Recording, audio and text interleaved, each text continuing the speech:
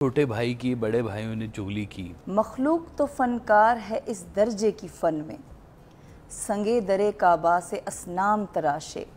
تو کون ہے اور کیا ہے تیرا داغ کعبہ بھی، لوگوں نے تو مریم پہ بھی الزام تراشے۔ کوئی چیز نظر آئے تو آپ الزام لگائیں، نہ نظر آئے تو آپ چپ رہیں۔ خونی رشتوں میں سب سے زیادہ اختلافات جو ہوتے ہیں وہ کن وجوہات کی وجہ سے ہوتے ہیں؟ تھوڑا سا ایلیبریٹ کیجئے گا۔ میرے حساب میں جی ایک ہے لفظ ایکسپیکٹیشن، کہ ہم بہت بھروسہ کرتے ہیں اپنے خونی رشتوں کے اوپر کہ ہی شوڈنٹ ڈو دس، یہ کرنا چاہیے، لیکن اس کے باوجود بھی نا میں کہوں گا کہ یہ ایک پکا فارمولہ نہیں ہے، یہ ہر گھڑا علیحدہ ہے۔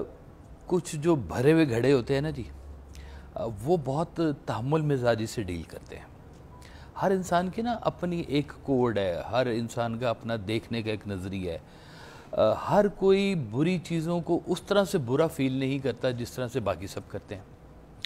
تو جیسے اگر میں آپ کو ایک مثال دوں کہ چھوٹے بھائی کی بڑے بھائیوں نے چغلی کی اور اس سے جیلس ہوئے اور اسے مارا اور اسے کنویں میں پھینک دیا اور بہت زندگی میں تنگ کیا، اور جب موقع آیا تو چھوٹے بھائی نے سب کو معاف کر دیا۔ یہ قرآن ہے، یہ حضرت یوسف علیہ السلام کا واقعہ ہے۔ واہ! تو اب نیچر ہر ایک کی علیحدہ سے بولے گی۔ کچھ ہوں گے جو بدلہ لیں گے، کچھ ہوں گے جو فرگیو کریں گے، کچھ ہوں گے جو سائیڈ لائن پہ ہو جائیں گے کہ تھوڑا فاصلہ اختیار کر لو تاکہ آئندہ نہ نقصان ہو۔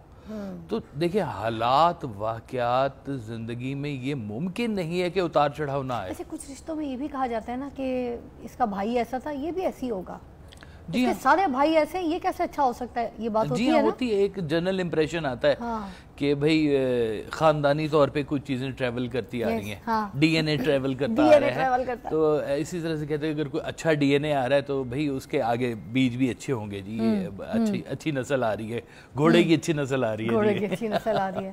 تو اسی طرح سے انسانوں میں بھی یہ باتیں ضرور ہیں کہ کئی کند ذہن، چھوٹے ذہن، نیرو مائنڈڈ، اور جن کے اندر یہ ہوتا ہے کہ ہر چیز کو انہوں نے اس کا نیگیٹو پہلو لینا ہے۔ تو جہاں پر آپ تھوڑا سا لیٹ گو کرتے ہیں کہ بھئی اگر بھائی نے کوئی بڑی بات کر دی، بہن نے کوئی سخت بات کر دی، تو آپ کو پتہ ہے کہ یہ ریلیشن ایسے ہیں کہ میرے توڑنے سے یہ ٹوٹے گا نہیں، تھوڑا سا فاصلہ آ جائے گا۔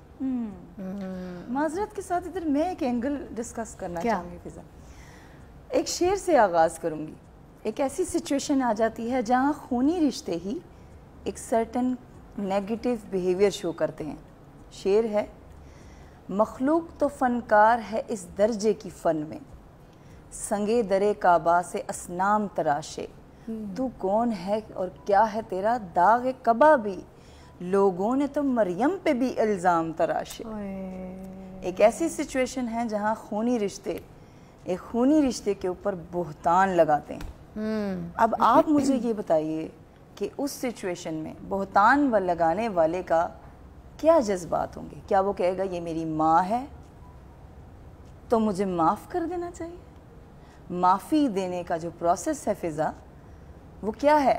اللہ کہتا ہے بندہ کرے گا تو کرے گا، میرا تو اختیار نہیں، اس سے معافی مانگ لو، دے دیتا تو ٹھیک ہے، نہیں دے گا تو میں بھی نہیں دوں گا، جس کے پاس تمام اختیار ہے۔ لیکن سمجھانے والوں کی اب فنکاری دیکھیں کہ ان کو تو ماں زیادہ پیاری ہے۔ کیوں؟ کیونکہ وہ ماں کی بہن ہے۔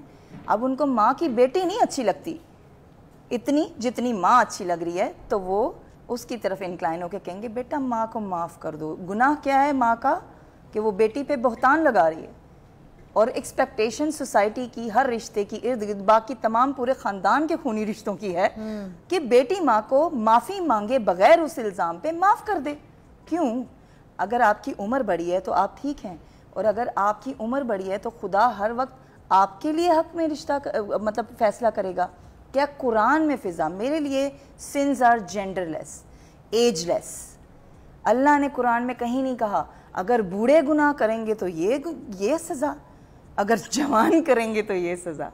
گناہ کی سزا ایج کی باؤنڈری میں بند نہیں، گناہ کی سزا جنس کی باؤنڈری میں بند نہیں۔ اللہ بات کرتا ہے گناہ کرو گے سزا، تو الزام تراشی کی آپ بات کر رہی ہیں، بیویاں تو 2 منٹ میں الزام لگا دیتی ہیں. میاں نے اچھا پرفیوم لگا لیا، ہلکا سا تھوک سے پف بنا لیا تو کہتی ہیں ہاں کوئی بچی پسانے جا رہا ہے، کوئی پسا لی ہوگی. اچھا ورکنگ وومن جو بالکل ٹھیک تو بات کچھ بھی نہیں ہوتا میاں کا، کوئی کیا 5 سیٹ نہیں ہوگا مگر کر دیتے. الزام تو یہاں پہ بھی لگائے جا رہے ہیں. اور ورکنگ وومن جو کچھ میاں بھی لگاتے ہیں، میاں بھی لگاتے ہیں، بیوی بھی لگاتی ہے. لپسٹک اچھی سرخی تیز لگا لی اور کام پہ چلی گئی یا بچے چھوڑنے چلی گئی تو پیچھے جا کے دیکھے گا رات کو 11 بچہ بجے تو نہیں پیچھے پھنسا ہوا اس کے. رات کو 11 بجے میاں ایک اپنی کولیگ کو گھر ڈراپ کر کے گھر آتا ہے اور اس نے کچھ نہیں کیا، لیکن رات کے 11 بجے ایک بیوی اپنے کولیگ کے ساتھ گھر آتی ہے اور میاں 10 گھنٹے اس سے پوچھتا ہے تم کس کے ساتھ آئی ہو، یہ تو نیا چہرہ ہے، کیا سین ہے.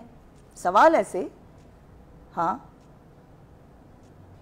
آپ کو پتا ہے کہ آپ کی بیٹی کہاں نکل رہی ہے، دفتر کدھر ہے، آپ کو شک ہے آپ دفتر جائیں، چھپ کے دیکھ لیں، کوئی چیز نظر آئے تو آپ الزام لگائیں، نہ نظر آئے تو آپ چپ رہیں، لیکن لگاتے ہیں گھر والے الزام. کاشف صاحب ہمارے معاشرے میں تو ایک اور چھوٹی سی بات میں اس میں ایک اور ایڈ بھی کروں گی کہ اس میں یہ بھی نوٹ کریں کہ اگر ماں باپ یا کوئی ہسبینڈ اگر اپنی بیوی کے اوپر شک نہیں کر رہا ہوتا، وہ معاشرے پہ شک کر رہا ہوتا کہ معاشرہ خراب ہے کہ کہیں وہ معاشرے کی زد میں نہ جائے. یہ بھی تو ہوتا ہے نا. جی یہ بھی ہوتا ہے. اور دیکھیں دوسرے نمبر پہ بات ہی کہ جو لفظ ہے نا بہتان، اس کا مطلب ہے کہ فیکٹ نہیں ہے، الزام ہے ایک قسم کا، آنکھوں دیکھا نہیں ہے ورنہ تو جرم ہو جائے.